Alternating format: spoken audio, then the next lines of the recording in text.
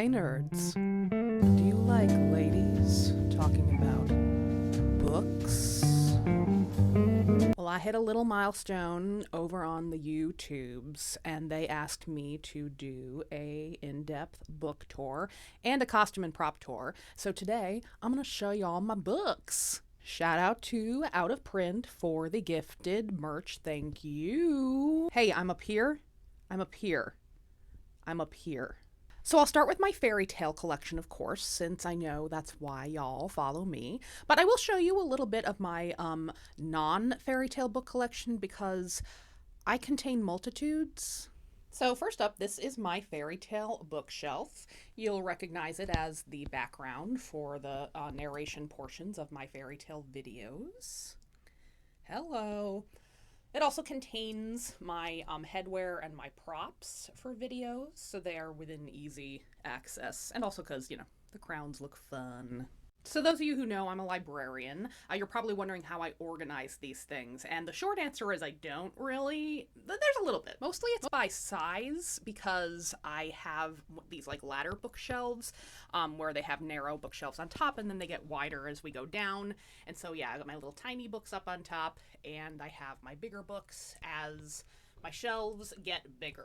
The middle, because this is specifically my content creation shelf. Of course, these are books that I think would be fun in the background, that display all of my tchotchkes.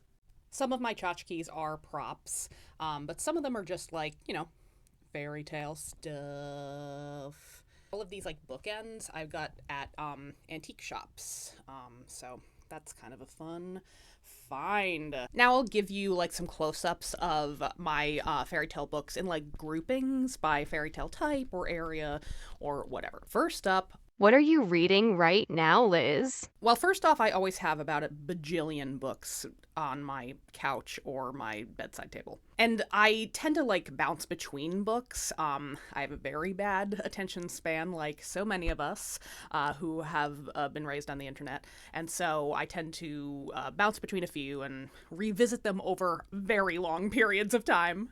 Okay, so this is The Trials and Tribulations of Little Red Riding Hood, edited by Jack Zipes. It's this deep dive into the way Little Red Riding Hood has been written about, not written about, but the way it's been written over the past years from its folk tradition to more literary versions now, and it's so good. It's also an academic text, and it's one of those books that has just like the teeniest, tiniest typeface, so it's taken me a while. But it's been really interesting, and I'm hoping to do a short series inspired by its content. I've been here and there working on a presentation on like the hidden women of fairy tales, which many people have written about. I'm not like discovering this or anything, but I would love to either do it as a series here or like take it on a con circuit or something. Anyway, this is one of them. Twice Upon a Time, Women Writers and the History of the Fairy Tale. I just started it, but it gets into some of the women behind the men of fairy tales. My Patreon folk asked for a deep dive on folk tales and Shakespeare and how they're related, so I have this marvelous book, which is a collection of folk stories, and it's put together very interestingly. The author basically like took the motifs of folk tales and then like figured out where the motifs pop up in Shakespeare plays and provides several folk tales for each of those motifs that tie into the Shakespeare themes. So this is going to be great. These are two books I recommend to everyone everywhere, and they're really great if you want an introduction to fairy tale history or folklore concepts by Dr. Gina Jorgensen. They're written really accessibly, and they're very fun to read. So Fairy Tales 101 is nice because she gives you this like intro to the history, and then she includes a bunch of like blog posts and kind of like short essays that she's done on different fairy tale topics. So I've basically finished the intro part and I return to her essays here and there. And then the folklore one is just, I'm like, I don't know when I'm going to finish this, not because it isn't readable, but just because folklore is such an expansive topic, I get very overwhelmed by it. But she also just wrote a book about sex education and sexual folklore. That looks great. I think I want to add that to my collection. Okay, now I'll show you some like groupings of fairy tale books. I'm not going to show you every single one I have. That would take us a million years, but I'll kind of show you my favorites and staples and stuff. Okay, so first up, if you're looking to just have some really good versions of like the greats, quote unquote, of fairy tales, I really love these Norton annotated anthologies. There's the annotated Brothers Grimm, the annotated Hans Christian Andersen, this sort of classic fairy tales. There you have an African American folktales collection, and I just ordered their Arabian Nights, and they also have some classic novels if you're interested. As you can see, they are basically works of art, including being a book. They include tons of literary analysis and historical context, as well as illustrations. But if carrying around a giant honkin' hardcover book isn't your thing, I also have Jack Sipes' Complete Fairy Tales of the Brothers Grimm. It's really important with, I think, folk and fairy tales to get a really good translation if you can. Like any book written in a foreign language, you're going to have a terrible reading experience if it's a shitty translation. So you're going to see several people repeated on my shelves. Jack Sipes, Maria Tatar, Nancy Canepa for Italian fairy tales, Tina Nunnally, Kevin Crossley Holland. As you can see, I have a small collection of Andrew Lang's fairy books. This is a collection that both my followers and my boyfriend have added to. Thank you. I also have a few of these Barnes & Noble editions of tales, which are quite good. Okay, now I'll show you like my regional collections. For African folktales, I have, of course, Nelson Mandela's favorite folktale collection. I have this is a whole series of called the Cautionary Fables and Fairy Tales books of regional folktales. So this is the African one. We just shared the story on TikTok with Adeche Atelier. This is a collection collected by Ashley Bryan. Really, really great. This is one I picked up at Barnes & Noble. I think it might be a Barnes & Noble collection. I could be wrong. Am I wrong? Am I wrong? I don't know.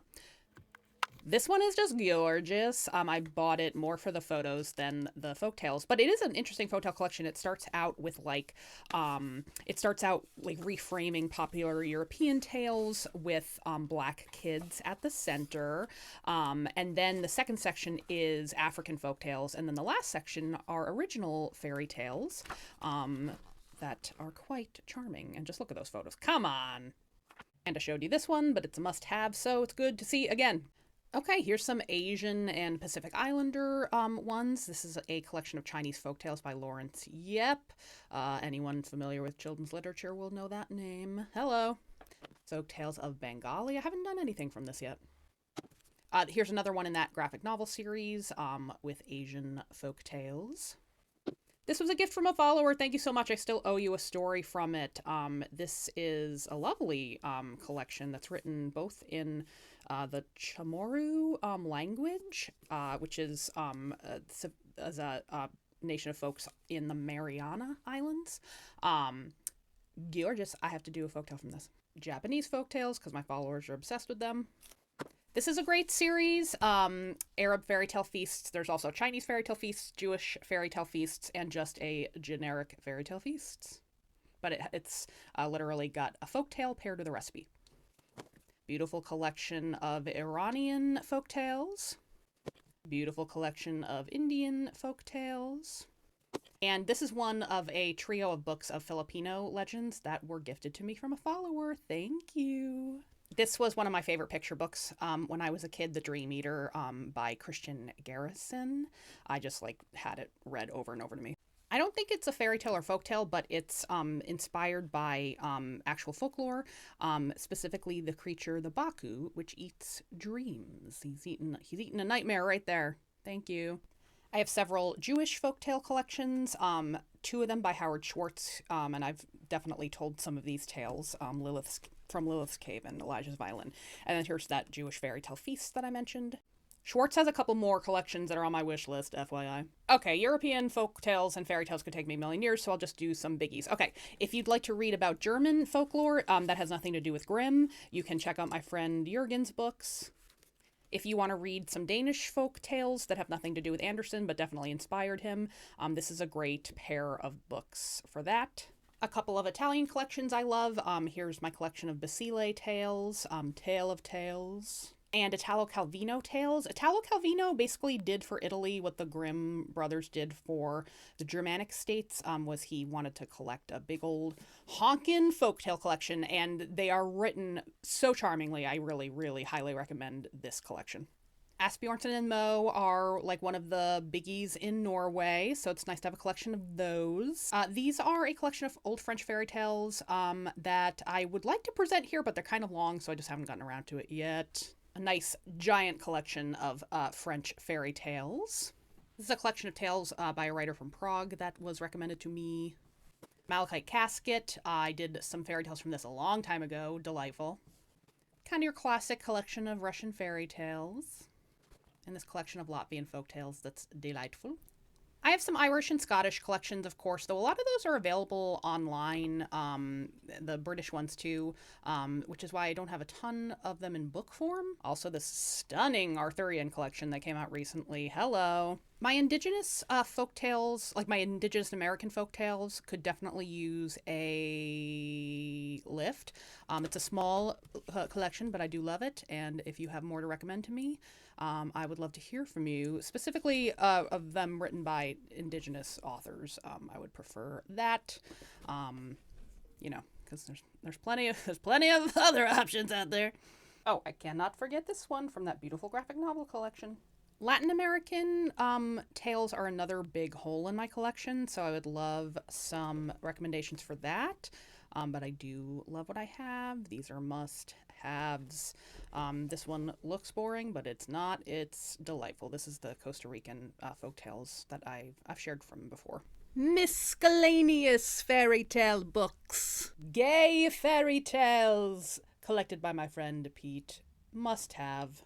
This is Fairy Tale Fashion by Colleen Hill. My boyfriend gave it to me, and basically it's more of a fashion book, but it's about how fashion has been inspired by fairy tales. And so if you're into both fairy tales and couture, you definitely want to own this. And if it's, I believe this book is in pairing with a wonderful exhibit that was at FIT a while back, which I just adored. So I'm like thrilled to have it on my shelf. Speaking of gay people and fairy tales, this is a piece from the 17th century, the story of the Marquise de Bonneville, that is an interesting look at possibly an early trans narrative. Yeah, let me know your thoughts. One of my favorite books of all time, The Magic Fish. This was a gift from a follower, and it's genius. Everyone should own it if you like fairy tales. Angela Carter, folks.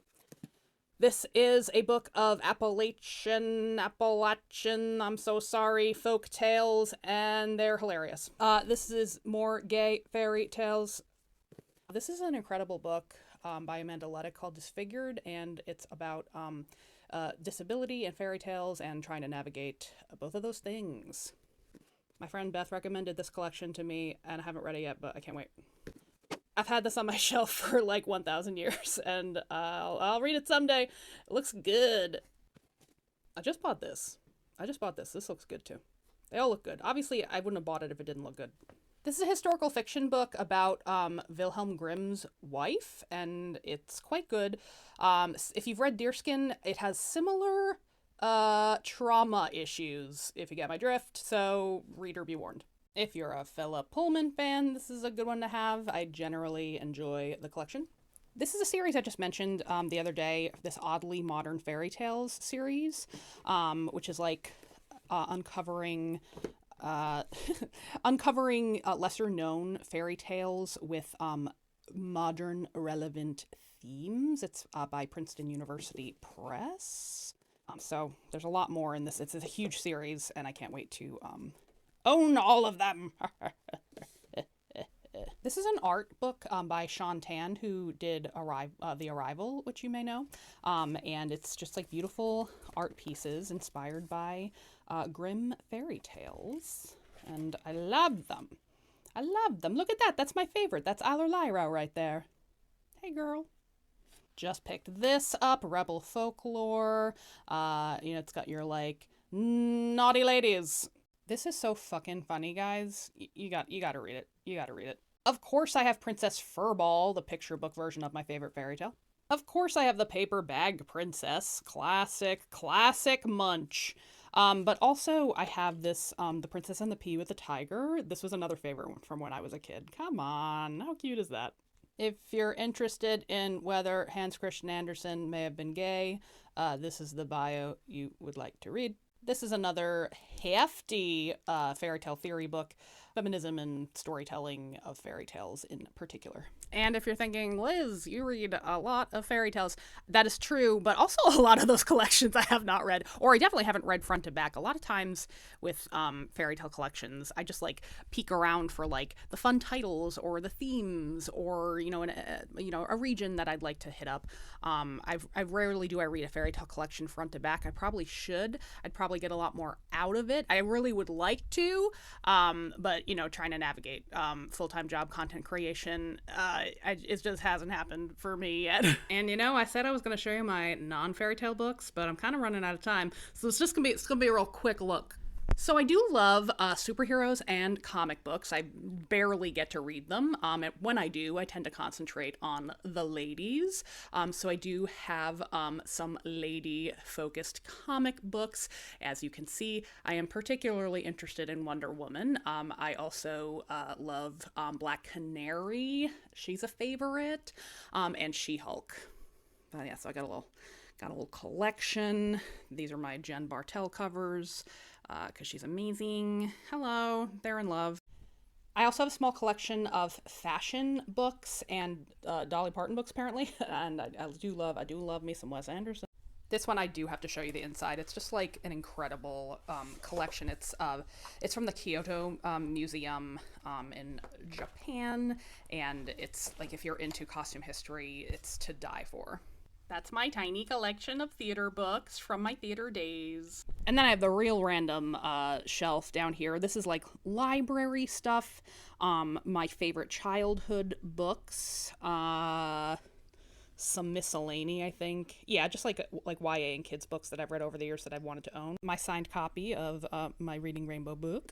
These are several more children's books from my childhood that I really loved. I particularly like King Henry's Pancakes. I can't decide if I should get a second copy of this book that I didn't color purple all over. What can I say? I love cats. Those are my books. If you're still watching, I'll give you a little bonus material as a thank you. This is my cat. Miles, say hello to the people. Oh, hello. Hello, stretchy, stretchy, stretchy, stretchy. Oh, I think it's time for dinners. You're correct. You're correct. Ah, yeah, shake it off. I'll see you next time with a look at my costumes and props. Thank you for following me. Yay!